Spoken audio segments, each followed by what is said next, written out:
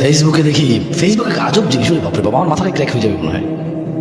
আমি একটা পোস্ট করে নিচে দিয়ে পোস্ট করে, কোনো এক দিদি জান্নাতি মেয়ের অপেক্ষায়, তার কিন্তু দাড়ি কাটা, এখানে ট্যাটু, বুঝতে পারছেন? সে জান্নাতি মেয়ের অপেক্ষায় আছে, বিয়ে করে না এখন, তার দাড়ি কাটা, এখানে ট্যাটু, টাকার নিচে প্যান্ট, এই সেই স্টাইলিশ ছবি। আমি প্রোফাইলে দেখি, মাঝে মাঝে যাই দেখি, তারা চিন্তা করেছে ও জান্নাতি মেয়ে চায়, নিজেকে জান্নাতি করো না কেন? নিজেকে জান্নাতি করানোর জন্য সহজ হয়ে যেত।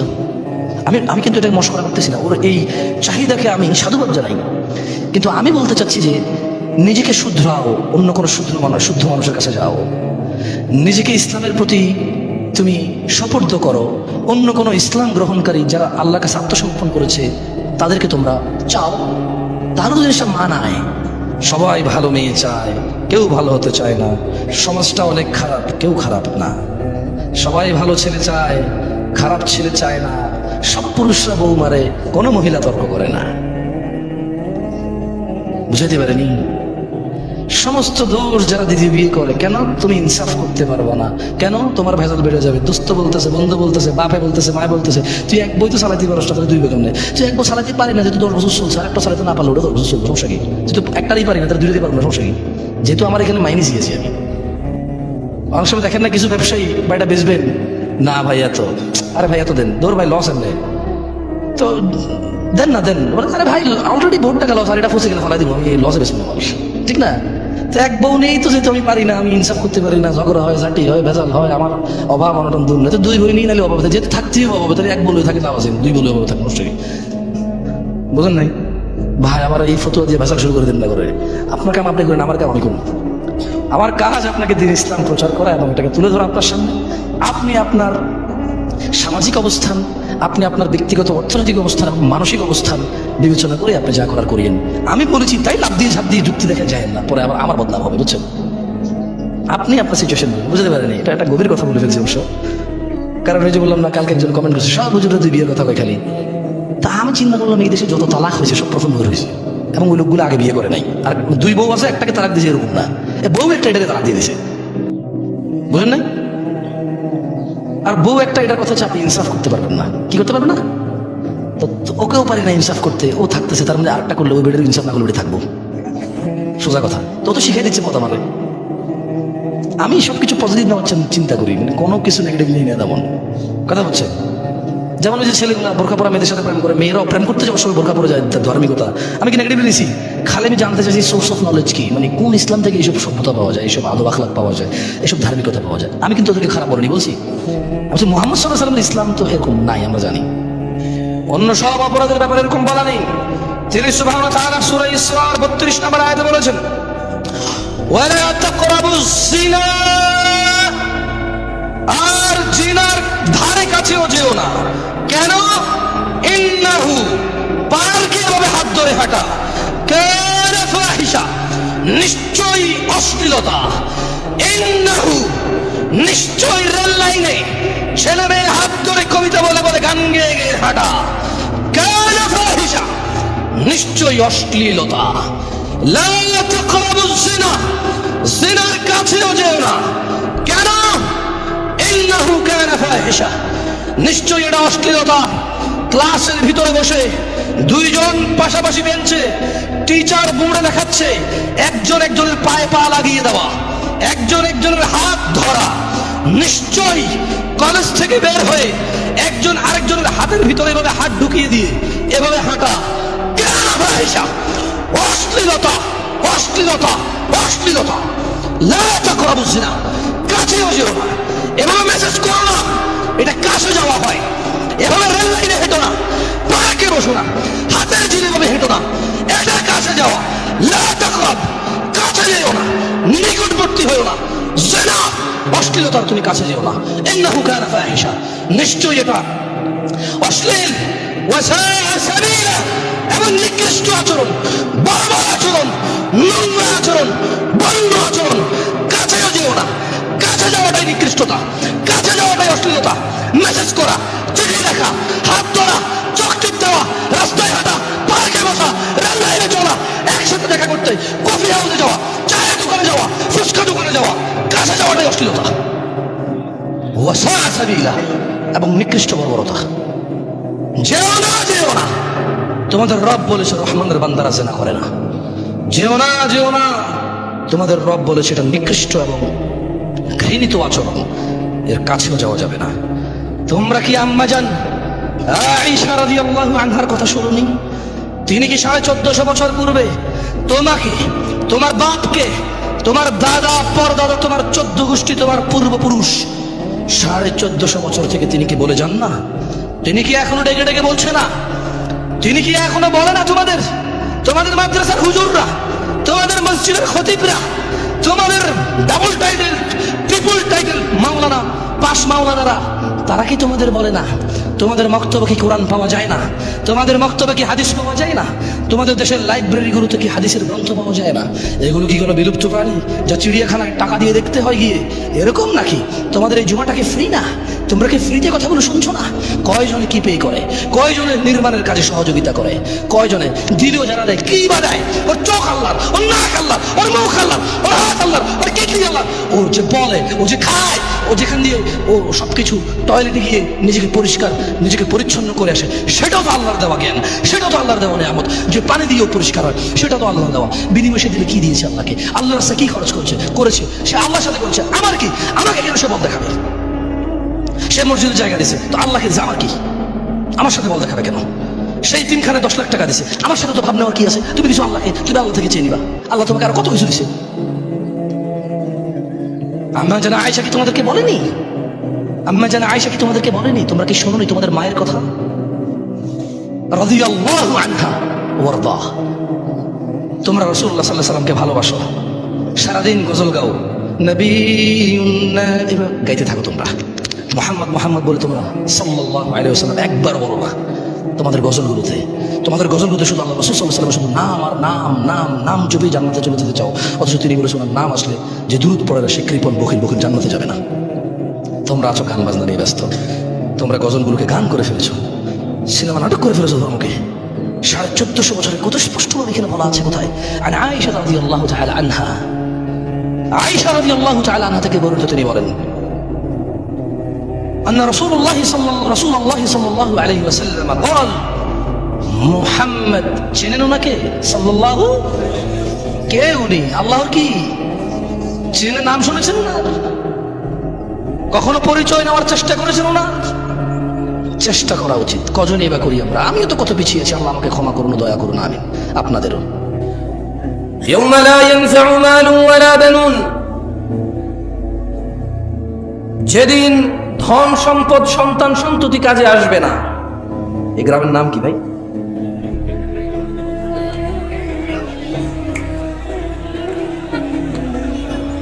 কেন ওনারা নাই বলার জন্য ওখান থেকে বলতে হবে?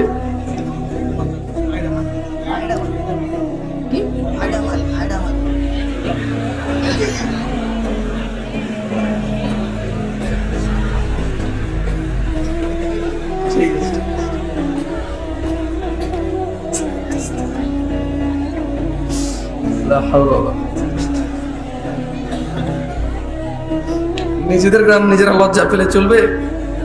তাহলে আমরা হাসি থামাবো কিভাবে? যাক, শিবগঞ্জের মানুষ। ওকে,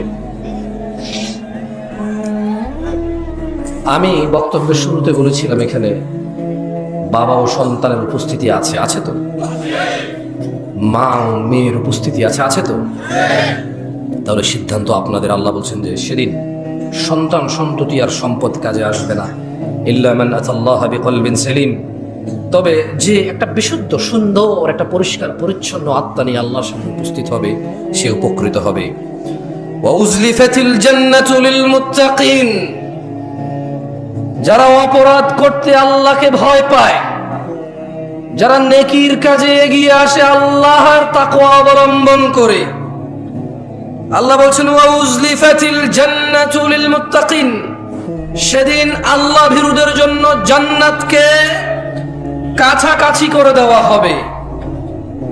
ওয়া বুররিজাতিল জাহিমু লিল গাওয়িন, এবং পথ ভ্রষ্টদের, যারা পাপ কাজে আনন্দ পায়, যারা ন্যায় করতে লজ্জা পায়, অন্যায়ের কাজে সবার আগে এগিয়ে আসে, যারা ইসলাম দ্রোহিতায় মেতে ওঠে, যাদের কথা কোরআন সুন্নাহর সরাসরি বিপরীতে যায়, অথচ তারা ভ্রুক্ষেপ করে না, তারা মৃত্যুবরণ করবে।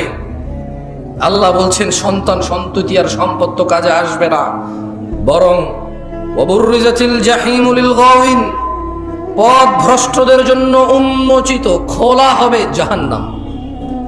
ওয়াকিলা লাহুম, আল্লাহ বলবেন আইনা মা কুনতুম তা'বুদুন, কোথায় তারা যাদের ইবাদত তোমরা করতে, কোথায় তারা যাদের সিজদা তোমরা করতে, কোথায় তারা যাদের স্যার স্যার স্যার স্যার জি স্যার ইয়েস স্যার হ্যাঁ স্যার না sir sir sir sir sir sir sir sir কোথায় তারা, তারা কোথায়? মিন দুনিল্লাহ, আল্লাহর পরিবর্তে। হাল ইয়ানসুরুনাকুম, তারা কি তোমাদের সাহায্য করতে পারে? আও ইয়ানতাসিরুন, অথবা তারা নিজেদেরকে কি রক্ষা করার সক্ষমতা রাখে? আইনা মা কুনতুম তা'বুদুন, কোথায় সে যার চুল যেভাবে কাটতো তুমি সেভাবে চুল কাটতা? কোথায় সে যে প্যান্ট ছিঁড়ে ফেললে তুমি প্যান্ট ছিঁড়ে পড়তা? সে কোথায় যে সে যেভাবে চুল কাটবে তুমি সেভাবে চুল কাটবা? সে যা গায়ে পড়বে তুমি তা গায়ে পড়বা, সে যা বলবে তুমি তা বলবা, সে যা করবে তুমি তা করবা। কোথায়, কোথায় তোমার সার সার সার সার? মিন দুনিল্লাহ, নেতা আসছে, নেত্রী আসছে, শিক্ষক আসছে, এলাকার মুরব্বী আসছে, বড়লোক পয়সাওয়ালা আসছে, শিল্পপতি আসছে, ব্যবসায়ী আসছে, বন্ধু আসছে, বান্ধব আসছে, সালাতের টাইম হয়ে গেছে, সালাতে উপস্থিত না হয়ে তুমি তাকে সময় দিচ্ছ। সিনেমা, নাটক, গান বাজনা তোমার নায়ক নায়িকা, তারা তোমার সালাতের পরিবর্তে জায়গা করে নিয়েছে। তোমার রাসূলের সুন্নতকে জবাহে করে তোমার নায়ক নায়িকার চেহারার মতো মিল রেখে দাড়ি কেটে তার মতো চেহারা রাখো, চুল কেটে তার মতো চেহারা রাখো, খেলোয়াড়দের মতো, নায়কদের মতো, নায়িকাদের মতো, জামা কাপড়, ভেষ ভূষা, চলাফেরা, কথাবার্তা, গালি গালাজ সবকিছু তোমার ট্রেন্ড ফলো করে নায়ক নায়িকার মতো হয়। ওয়াকিলা লাহুম, আল্লাহ নিজে বলবে কোথায় আইনা মা কুনতুম তা'বুদুন, কোথায় ওরা যাদের তোমরা ইত্তেবা করতে, অনুসরণ করতে, ওরা যা করবে তোমরা তা করবে। মিন দুনিল্লাহ, আল্লাহ বলবে আল্লাহর পরিবর্তে। হাল ইয়ানসুরুনাকুম, তারা কি তোমাদের সাহায্য করতে পারে? আও ইয়ানতাসিরুন, অথবা নিজেরা নিজেদের আত্মরক্ষা করতে পারে? সক্ষম তারা? কখনো না। আল্লাহ বলেন ফাকুবকিবু ফিহা হুম ওয়াল গাউন, অতঃপর আল্লাহ তাদেরকে এবং পথ ভ্রষ্টকারীদের, খেলোয়াড়দের, নায়ক নায়িকাদের, যারা তোমাদেরকে আল্লাহ ব্যতীত অন্যদিকে ধাবিত করে, আল্লাহ বলছেন যারা পথ ভ্রষ্ট হও আর যাদের দ্বারা হও, উভয়কে অধোমুখী করে, উল্টা করে জাহান্নামে নিক্ষেপ করে। নাউযু বিল্লাহি মিন যালিক। এটা বলার সুযোগ নাই। ইয়া আল্লাহ, ইয়া আল্লাহ, নাটক দেখে এই গান গাইছি, সিনেমা দেখে ওই গান গাইছি, চুল এভাবে কাটছি, ও ভালো গোল দিত। ও ভালো কি করতো? একটু একটা বল 11 জনে মিলে দৌড়ায় একটা মাঠে, বিশাল একটা কাউরে, বাপরে বাপ, এই কাজ কেউ পারবে না। একটু একটা বল একজনে বাড়ি যায়, একজনে মারে, 11 কোটি মানুষে বসে বসে দেখে দেখে দেশে সরকারও দেখে বসে বসে, কারো কাজ নাই, কারো কোনো কাজ নাই। এইটা একটা মুখ্যম কাজ। এটা দেখলে জ্ঞান বাড়ে, এটা দিলে ডাক্তার হইতে সাহায্য হয়, ইঞ্জিনিয়ার হইতে সাহায্য হয়, পাইলট হইতে সাহায্য হয়। সারা পৃথিবীতে বাংলাদেশের ইঞ্জিনিয়ার পাইলট দিয়ে ভরপুর।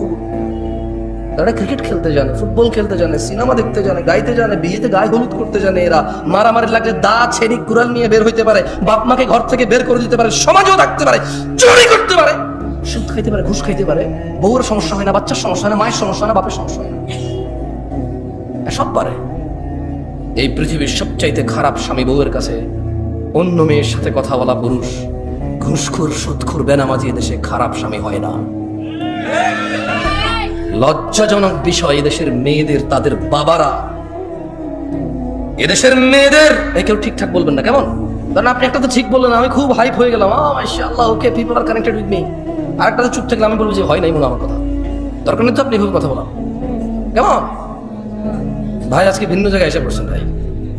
হ্যাঁ, এই দেশের বাপেরা তাদের কন্যাদের গায়রতের আত্মমর্যাদা শিক্ষা দেয়নি।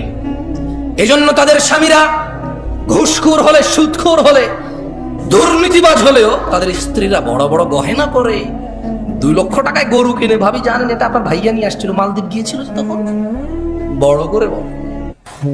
অথচ ভাবি জানে এর বেতন 25,000, বউ নিজে জানে স্বামীর বেতন 25,000, ছেলে জানে বাপের বেতন সরকারি স্কেলে 25। কেমন? স্বামী, ছেলে সন্তান জানে তার বাপের বেতন 25,000, শ্বশুর জানে তার জামাইয়ের বেতন 25,000, বাপ জানে তার ছেলের বেতন 25,000, কাজিন ব্রাদার্স এন্ড সিস্টার্স জানে তার কাজিন ব্রাদারের বেতন 25,000। বিমানে চড়ে, ফটো তোলে, ছাড়ে, মসজিদে 2 লক্ষ টাকা দান করে, সভাপতি বলে মারহাবা। ও বেটা আনছে কই থেকে? ওর বাপের কি জমিদারি আমি ওরে চিনি না। আমি ওরে চিনি না। ওর বাপ কত কষ্ট করে ওকে মানুষ করেছে, কত কষ্ট করে পড়ালেখা করাইছে ওকে। নিজেরা ঠিকভাবে খায় নাই, পড়ে নাই, বিলাসিতা করে নাই। 4টা ছেলের মধ্যে 3টা ছেলে, 2টা বিদেশ চলে গেছে, একটা শহরে কাজ করতে, একটাকে পড়াশোনা করাইছে। কত কষ্ট করে ওকে পড়াশোনা করেছে। এরপরে যে ও শিক্ষিত হয়েছে, ভাবে গর্ব করে বলে ছেলে মাস্টার ডিগ্রি পাস করেছে, অনার্স মাস্টার্স কমপ্লিট করেছে। কত গর্ব করে বাপের মনটা শান্তি হয়ে ছেলে পড়াশোনা করছে। ওই ছেলের বেতন 25,000, এই ছেলে মসজিদে এসে 2 লাখ টাকা দেয়। ওর বাপের জমি বিক্রি করে দিয়েছে না, মসজিদে ফ্যান এসি জরুরি হয়ে গেছে, ঘুষ সুদ করে টাকায় করতে হবে। ছি ছি ছি ছি ছি, বেনামাজি এদেশের মসজিদের সবাই কোন সমাজে বসবাস করে কি গায়রত, আত্মমর্যাদা কি হয়? অমুসলিমরা কেমন আমি জানি না, মুসলমানদের যদি অবস্থা হয়ে যায়, আত্মমর্যাদা কাজ করে না। আত্মমর্যাদা, মসজিদের ইমাম দেখি যে নেতা নেত্রীর পিছিয়ে খুব লুতুপুতু। কেন ভাই? ইমাম মানি নেতা, ও কিসের নেতা? নেতা না আপনি, ওর নেতা ওর ভোটের মাঠে, ওর নেতা। এখন মসজিদ এটা আমি নেতা, আমি ইমাম। এখন জুমার খুতবা হবে, এখন ইমাম আমি, নেতা আমি। কোনো সভাপতির কথা আমার উপরে যেতে পারবে না, আমি পরামর্শ দেব। আর যদি আমার উপরে নেতৃত্ব দেওয়ার কেউ থাকে, ও খুতবা দেবে। কারণ বেশি যোগ্য মানুষ খুতবা দিলে মানুষের বেশি কাজে আসবে, ঠিক কিনা?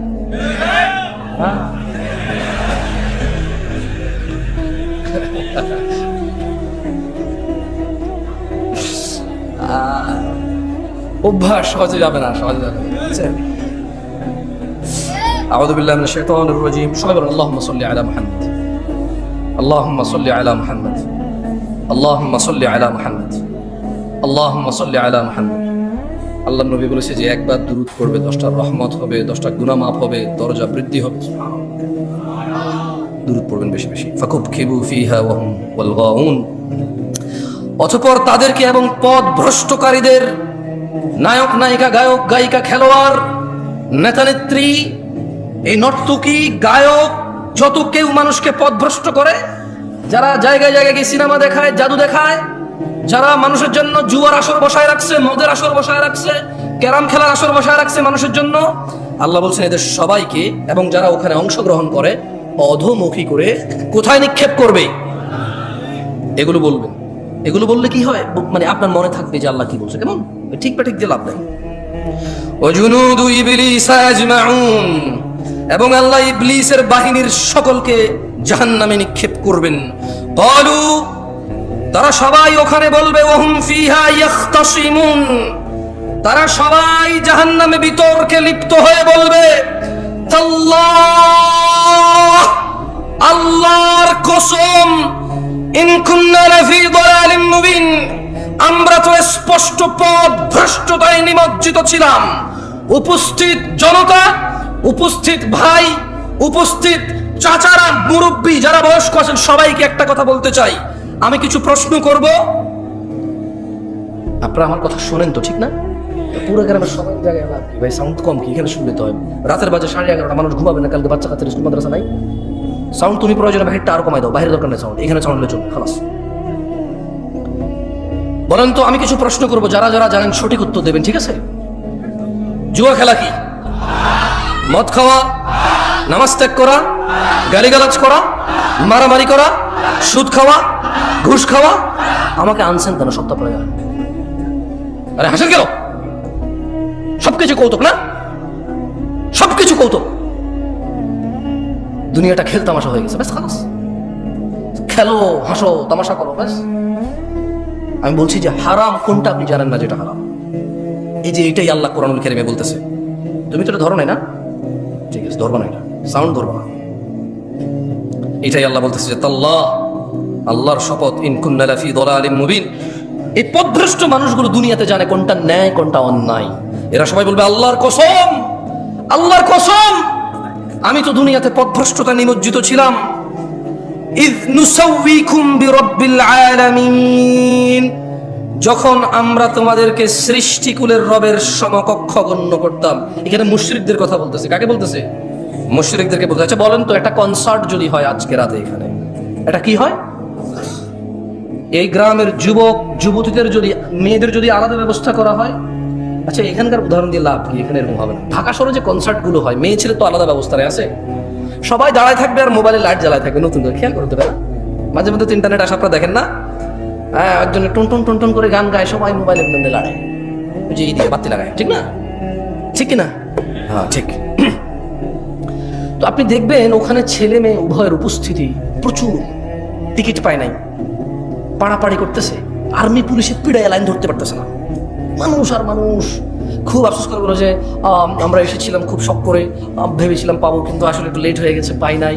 খুব শখ ছিল ওনার গানটা শুনবো, খুব শখ ছিল ওই মহিলার সাথে একটু ড্যান্স করবো, কিন্তু আসলে পাই না। বলে না, আপনার লজ্জাও লাগে না? বলে যে ও নর্তকী ডান্স দেখতে যাবে, খুব আফসোস টিকিটটা পায়নি, খুব আফসোস। পুলিশকে যখন ইন্টারভিউ নিতে, পুলিশ বলে যে এখানে আইন শৃঙ্খলা বাহিনী আরো বেশি মোতায়েন হওয়া দরকার ছিল, আমরা আগে থেকে বুঝতে পেরেছিলাম যে মানে পরিস্থিতি অনুকূল থাকবে না, আমরা শুরু থেকে এসেছি, লাইন ধরার চেষ্টা করেছি, মানুষ বুঝতে চায় না, নাহলে আরো অনেক ক্ষয়ক্ষতি হয়ে যেত। মানে গান শুনতে যাবে সবাই, কি শুনতে যাবে? আপনি বলেন, বলেন তো, মিউজিক শোনা হারাম না হালাল? নাচ দেখা হারাম না হালাল? কে জানে না? একজন হাত তোলেন যে এটা জানেন না। একজন লোক হাত তোলেন যে জীবনে আজকে প্রথম জানছেন গান শোনা হারাম, এর আগে কোনোদিন শোনেন না, হাত তোলেন।